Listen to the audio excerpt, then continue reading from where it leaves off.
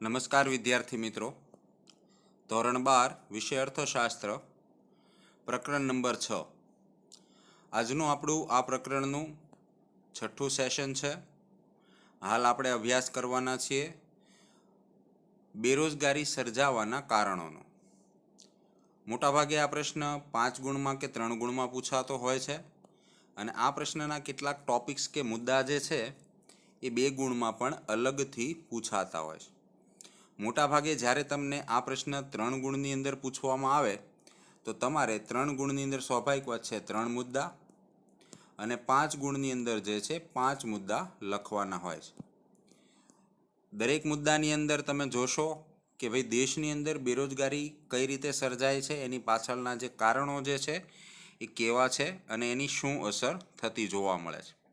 તો જોઈએ સૌથી પહેલાં વસ્તી વૃદ્ધિનો ઊંચો દર.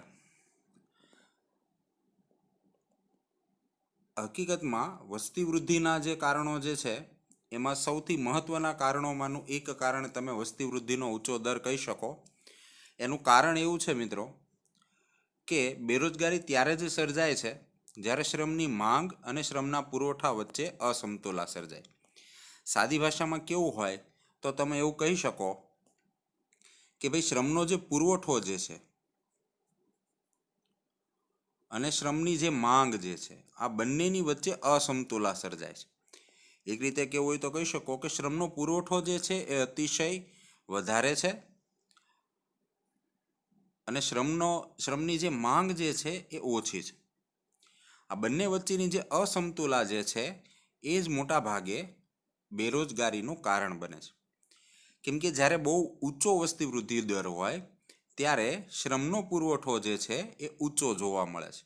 કેમ કે વધુ વ્યક્તિઓ જે છે એ રોજગારીની શોધમાં માર્કેટમાં આવે છે. એની સામે કોઈ પણ કારણથી દેશનો આર્થિક વિકાસ ઓછો હોય તો શ્રમની જે માંગ જે છે એ ઓછી હોય છે અને શ્રમની માંગ ઓછી હોય ત્યારે સ્વાભાવિક વાત છે માર્કેટમાં બહુ બધા લોકો એવા હશે કે જેને રોજગારી પ્રાપ્ત થતી હોતી નથી અને એના કારણે શ્રમની જે માંગ જે છે એ ઓછી હોય એટલે કે બેરોજગારી વધારે હોય છે. તો જોઈએ આપણે ભારતમાં વસ્તીનું કદ અને વસ્તી વૃદ્ધિના દરનું ઊંચું પ્રમાણ જોવા મળે છે, જેનો અભ્યાસ તમે ઓલરેડી ચેપ્ટર નંબર 7ની અંદર કરવાના છો આની પછીના પ્રકરણમાં. ભારતમાં વસ્તી વૃદ્ધિનો દર ઊંચો હોવાથી દેશની કુલ વસ્તીમાં પણ ખૂબ જ મોટા પ્રમાણમાં વધારો થયો છે અને તેથી શ્રમના પુરવઠામાં ઝડપથી વધારો થયો. આ કારણથી શ્રમ બજારમાં રોજગારીની શોધમાં પ્રવેશતા નવા શ્રમિકોનું પ્રમાણ ઉત્તરોત્તર વધતું ગયું છે. જેટલા વધુ લોકો જન્મે એટલા વધુ શ્રમના પુરવઠામાં વધારો થાય. હાલના વર્ષમાં જે બાળકો જન્મ્યા છે આજથી 20, 22 કે 25 વર્ષે એ બાળકો જ્યારે યુવાન અવસ્થાએ પહોંચશે તો એ વર્ષે એ રોજગારીની શોધમાં માર્કેટમાં આવશે. હવે એ સમયે જો માર્કેટની અંદર દેશના અર્થતંત્રની પ્રગતિ ધીમી હોવાના કારણે રોજગારીનું પર્યાપ્ત સર્જન ન થયું હોય તો બેરોજગારીનો જે દર જે છે એમાં વધારો થાય છે. પરંતુ તેની સામે રોજગારીની તકોમાં ધીમા દરે વધારો થયો હોવાથી બેરોજગારીની કે અર્ધ બેરોજગારીની સમસ્યા સર્જાય છે. એક અંદાજ મુજબ ભારતમાં આ આંકડો ખાસ આમાં આવવો જોઈશે. દર વર્ષે જે છે 1.70 લાખ પ્રતિ વર્ષ 1.70 કરોડ જેટલી વસ્તી વધે છે, જે છે 1.70 કરોડ. આમ ઊંચા દરે વસ્તી વધારાની સામે દેશમાં રોજગારી આપવાના સાધનો જે છે એ અપૂરતા છે, કેમ કે દેશનો આર્થિક વિકાસનો દર જે છે એ ઓછો છે. આ જે આર્થિક વિકાસનો દર જે છે એના કરતાં દેશમાં વસ્તી વૃદ્ધિ દર વધુ છે અને એના પરિણામ સ્વરૂપ બેરોજગારી જે છે એ વધારે સર્જાય છે અથવા તો રોજગારી સર્જનનો દર ઓછો હોવાના કારણે બેરોજગારીની સમસ્યા સર્જાય છે. એક રીતે તમારે કહેવું હોય તો સાદી ભાષામાં એવું કહી શકો કે ખૂબ જ ઊંચા વસ્તી વૃદ્ધિ દરના કારણે કામ માગનારા કરતાં આપનારાની સંખ્યા ઓછી છે અને આ બંને વચ્ચેની અસમતુલા એટલે કે વસ્તી વૃદ્ધિ દર અને રોજગારી સર્જનનો વૃદ્ધિ દર, આ બંને વચ્ચેની અસમતુલાનું પરિણામ જ બેરોજગારી કહી શકાય. નેક્સ્ટ જોઈએ મુદ્દા નંબર 2, રોજગારીની તકોમાં ધીમો વધારો. રોજગારી વધારાને આર્થિક વિકાસના વૃદ્ધિ દર સાથે ખૂબ જ ગાઢ સંબંધ છે. આ ખાસ યાદ રાખજો, આર્થિક વિકાસનો વૃદ્ધિ દર જેટલો ઊંચો હશે એટલો રોજગારી સર્જનનો જે દર જે છે એ પણ વધુ હશે. પરંતુ આયોજન કાળ દરમિયાન આર્થિક વિકાસનો દર વધતો ગયો હોવા છતાં રોજગારીનું પૂરતી તકોનું સર્જન કરવામાં નિષ્ફળતા મળી છે. અને આ પરથી જ કહી શકાય કે આર્થિક વિકાસ રોજગારી વગરનો વિકાસ રહ્યો છે.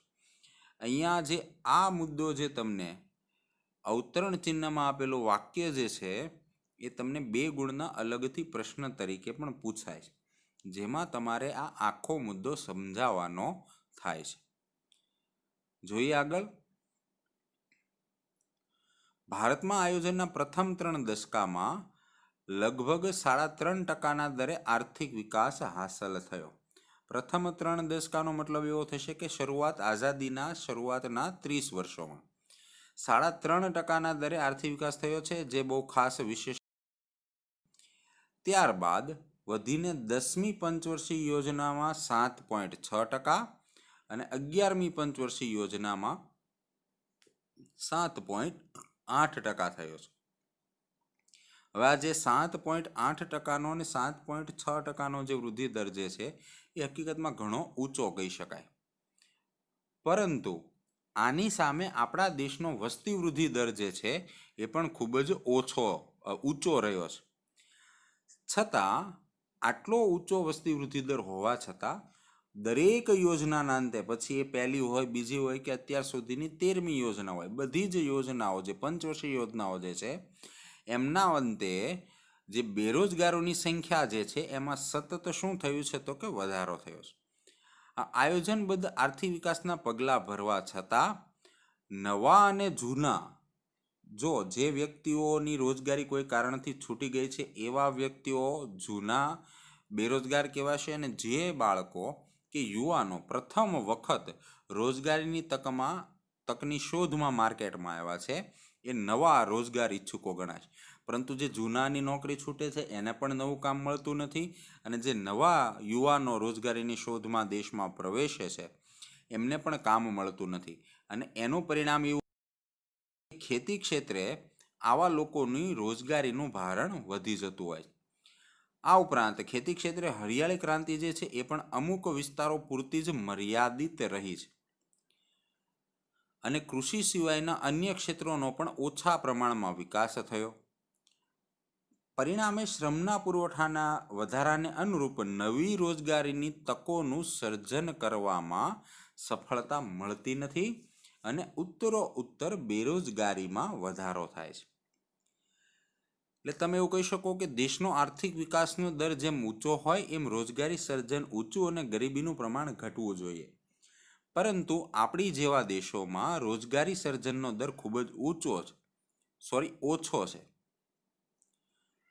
દેશના આર્થિક વિકાસનો દર ખાસો ઊંચો હોવા છતાં રોજગારી સર્જનનો જે દર જે છે એ ઘણો જ ઓછો જોવા મળે છે. એટલે વસ્તી વૃદ્ધિ જે છે એ પણ આની પાછળ એક મહત્વનું કારણ અદા કરે છે. નંબર 3, બચત અને મૂડી રોકાણનો નીચો દર. આની અગાઉના સેશનની અંદર આપણે આ મુદ્દા ઉપર થોડીક ચર્ચા થઈ હતી.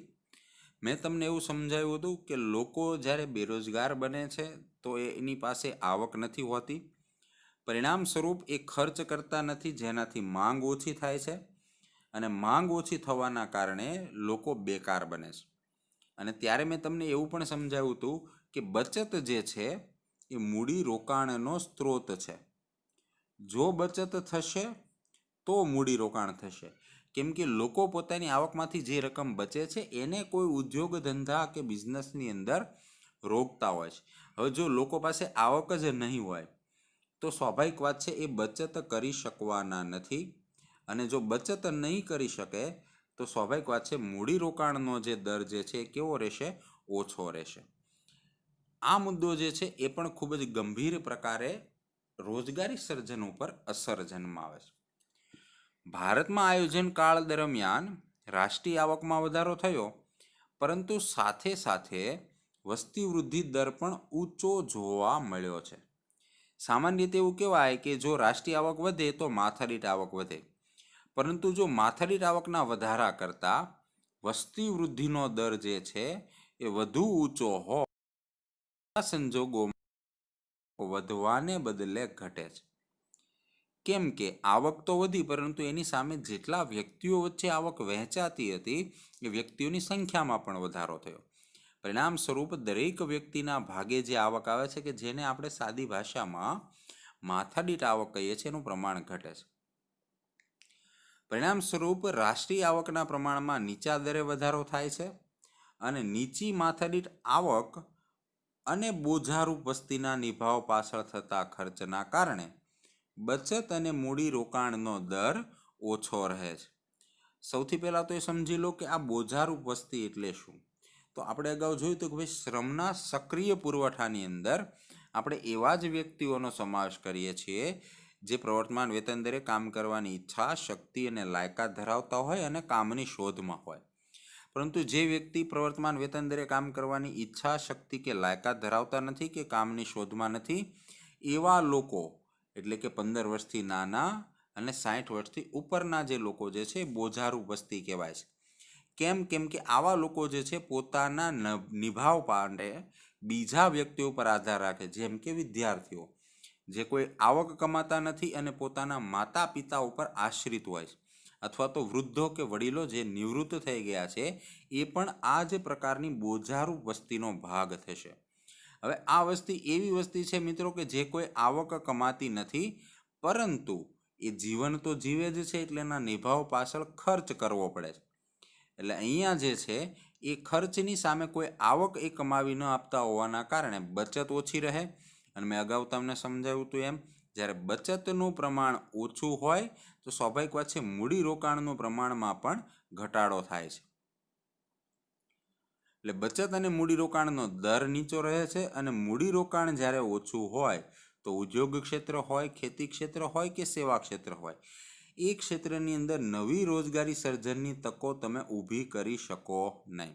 કેમ કે નવી રોજગારી સર્જવા માટે નવેસરથી રોકાણ કરવું પડે અને એ રોકાણ માટે બચત જરૂરી છે, બચત માટે આવક અને આવક માટે રોજગારી જરૂરી છે.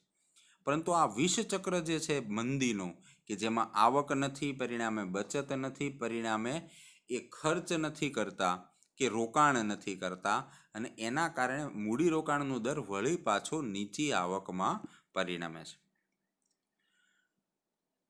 મુદ્દા નંબર 4, મૂડી પ્રધાન ઉત્પાદન પદ્ધતિ. મિત્રો, બે પ્રકારની ઉત્પાદન પદ્ધતિ આવશે. એક આવશે શ્રમ પ્રધાન, કે જેમાં શ્રમનું પ્રમાણ વધારે હોય મૂડી કરતાં, અને બીજી જે આપણે અહીંયા આપેલી છે એ છે મૂડી પ્રધાન ઉત્પાદન પદ્ધતિ, જેમાં શ્રમનું પ્રમાણ જે છે એ ઓછું હોય છે અને મૂડીનું પ્રમાણ જે છે એ વધુ હોય છે. જેમાં વધુ મૂડી વાપરવામાં આવતી હોય, એટલે કે યંત્રો, મશીનો કે સાધનોનો ઉપયોગ વધુ થતો હોય શ્રમિકોની સરખામણીમાં, એને મૂડી પ્રધાન ઉત્પાદન પદ્ધતિ કહેવાય. હવે આપણી જેવા દેશો કે જ્યાં બેરોજગારીનું પ્રમાણ ખૂબ જ ઊંચું છે, ત્યાં હકીકતમાં શ્રમ પ્રધાન ઉત્પાદન પદ્ધતિ વપરાવી જોઈએ. કેમ કે આપણે અહીંયા શ્રમિકો બેકાર પડ્યા છે, એમના સ્થાને મશીનો વાપરવામાં આવશે તો બેરોજગારીનું પ્રમાણ ઓર વધશે. એટલા માટે બેરોજગારીનું જો પ્રમાણ ઘટાડવું હોય તો મૂડી પ્રધાનને બદલે શ્રમ પ્રધાન ઉત્પાદન પદ્ધતિ અપનાવવી જોઈએ. પરંતુ થયું છે એવું કે આપણા દેશની અંદર મૂડીની અછત અને શ્રમની છત છે, એટલે કે શ્રમિકો વધુ છે, મૂડી ઓછી છે. આ પરિસ્થિતિમાં બેરોજગારીની સમસ્યા હળવી કરવા શ્રમ પ્રધાન ઉત્પાદન પદ્ધતિ અપનાવવી વધારે અનુકૂળ ગણાય. પરંતુ હવે અહીંયા ખાસ યાદ રાખજો, અગાઉ પણ કહ્યું હતું ને હજી એકવાર કહું છું, બીજી પંચવર્ષીય યોજના બહુ ઘણી બધી વખત ઘણા બધા પ્રકરણની અંદર આવશે. અહીંયા સ્પષ્ટ લખ્યું છે કે બીજી પંચવર્ષીય યોજનાની અંદર મોટા અને પાયાના ઉદ્યોગો, આની પણ અગાઉ મેં તમને ચર્ચા કરી હતી ધોરણ 12માં જ. તે તમારે એક આખું પ્રકરણ છે ઉદ્યોગો માટે 10મું, એની અંદર આનો ડિટેલ અભ્યાસ આવશે. આ એવા ઉદ્યોગો છે જે અન્ય ઉદ્યોગો માટે રો મટીરિયલ કે કાચો માલ ઉત્પાદિત કરે છે. આવા ઉદ્યોગોના વિકાસની નીતિ અપનાવવા આવે. હવે આ જે મોટા અને ભારે પાયાના ઉદ્યોગો જે છે એમાં ક્યારેય પણ શ્રમિકોનું વધુ મહત્ત્વ હોતું નથી. એમાં મોટા પાયે ઉત્પાદન થતું હોય, એની અંદર મોટા ભાગે મશીનો દ્વારા ઉત્પાદન કરવામાં આવે છે. પંચવર્ષીય યોજનામાં પણ મૂડી પ્રધાન ઉત્પાદન પદ્ધતિના પ્રમાણમાં શ્રમ પ્રધાન ઉત્પાદન પદ્ધતિને ઓછું મહત્ત્વ મળ્યું અને પરિણામે પછી ખેતી હોય, ઉદ્યોગ હોય કે સેવા ક્ષેત્ર હોય, બધા જ ક્ષેત્રોની અંદર મોટા પાયે, અહીંયા સ્પષ્ટ લખ્યું છે જાજો યાદ રાખજો, યાંત્રિકીકરણ એટલે કે મશીનોનો ઉપયોગ કરવામાં આવ્યો અને એક મશીન જે છે એ ઘણા બધા શ્રમિકોની રોજગારી છીનવવાનું માધ્યમ બને છે, જે ધીમે ધીમે રોજગારીમાં વધારો કરે છે. ઉદ્યોગ ક્ષેત્રે પણ ઉત્પાદક વધારવા માટે સંગઠિત મજૂર મંડળો સામે એક પ્રકારનું રક્ષણ મેળવવા. જો એક વસ્તુ સમજો, શ્રમિક સંગઠનો જે છે એ શ્રમિકોના હિતો માટે લડનારી સંસ્થાઓ હોય છે. જ્યાં સુધી શ્રમિકો છે ત્યાં સુધી શ્રમિકોના સંગઠનો છે અને આ સંગઠનો જે છે હડતાલો પાડી વધુ આવક કે વધુ પગાર ચૂકવવાની માંગણીઓ માટે આંદોલનો કે તાળાબંધી કે ઉત્પાદન બંધ કરાવવા સુધીના પગલાં ભરતા હોય છે. પરંતુ જો ઉત્પાદન મશીનો દ્વારા થાય તો સ્વાભાવિક વાત છે આવા સંગઠિત મજૂર મંડળોનો કોઈ પ્રશ્ન રહેતો નથી, કેમ કે તમારા કારખાનાની અંદર શ્રમિકોનો ઉપયોગ જ બહુ ઓછો થાય છે. મોટા ભાગનું જે ઉત્પાદન જે છે એ મશીનો દ્વારા કરાવવામાં આવતું હોય છે. તો મજૂર મંડળો સામે એક પ્રકારનું રક્ષણ મેળવવા, શ્રમનો બચાવ કરે તેવી ઉત્પાદન પદ્ધતિ અપનાવવાનું વલણ છે, જે હાલમાં તમે જોઈ શકો છો. જેટલા કામ મશીનોથી થઈ શકે એમ હોય એટલા હાલ આપણે મશીનો દ્વારા જ કરવાનો આગ્રહ રાખતા હોઈએ. આ ઉપરાંત જે રોજગારીનું સર્જન કરે એવા ક્ષેત્ર છે, એટલે કે રેલવે છે, સિંચાઈ છે, રસ્તા અને બાંધકામ જે છે, એવા જાહેર ક્ષેત્રોમાં પણ જ્યાં શ્રમિકોની ઉત્પાદન પદ્ધતિનો ઉપયોગ થવો જોઈતો હતો, ત્યાં પણ મોટા ભાગે મૂડી પ્રધાન અને મશીનો દ્વારા ઉત્પાદન કરાવવાનું પ્રમાણ વધતું જાય છે. અને એના કારણ સ્વરૂપ બેરોજગારીની જે સમસ્યા જે છે એ વધારે તીવ્ર બની છે. અને તેથી જ બેરોજગારીના અભ્યાસ માટે રચાયેલી આ સમિતિનું નામ ખાસ યાદ રાખજો, ખાસ ઉલ્લેખ કરવાનો છે, વેંકટરામન સમિતિ અને ભગવતી સમિતિ. ભગવતી સમિતિનો અગાઉ પણ વાત થઈ હતી આપણે. બેરોજગારીનું પ્રમાણ માપવા માટેના ઉપાયોમાં આ સમિતિઓનો ઉલ્લેખ થયેલો છે. ભારતમાં વધારે પડતા યાંત્રિકીકરણનો વિરોધ કર્યો છે, કેમ કે આપણી પાસે માણસો વધારે છે, નાણાં ઓછા છે, તો મૂડી પ્રધાનના બદલે શ્રમ પ્રધાન ઉત્પાદન પદ્ધતિનો જ ઉપયોગ કરવો જોઈએ.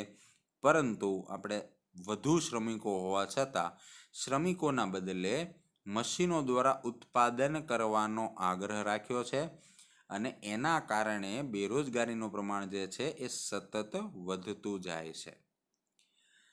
આજના સેશનમાં આટલું જ મિત્રો. આજના સેશનમાં જે 4 મુદ્દા આપણે ચલાવ્યા છે એ 4 મુદ્દા તમારે હોમવર્કમાં મુદ્દાસર લખવાના છે. આભાર. અસ્તુ.